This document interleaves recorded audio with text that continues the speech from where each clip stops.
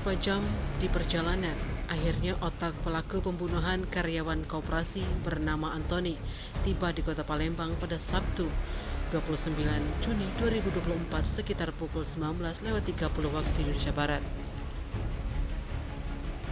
Begitu tiba di Palembang, Anthony langsung dibawa ke Mapol Restabes Palembang.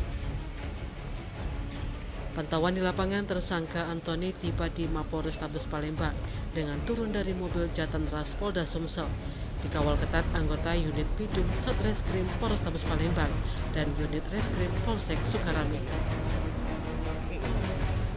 Tersangka Anthony duduk di bagasi belakang mobil dengan mengenakan pakaian warna serba hitam, topi hitam, serta tangan diborgol. Turun dari mobil langsung digiring ke ruang penyidik unit Bidum Satreskrim Polrestabes Palembang. Beberapa hari sebelumnya, tim gabungan sudah berhasil menangkap satu tersangka lainnya, Pongki, di wilayah Batam.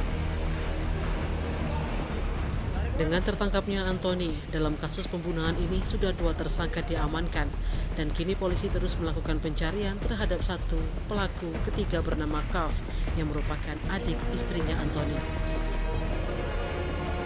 Kapolres Tabes Palembang, Kombes Pol Haryo Sugihartono, melalui Kasat Reskrim AKBP Haris Dinza, ketika dikonfirmasi belum bisa memberikan keterangan lebih banyak.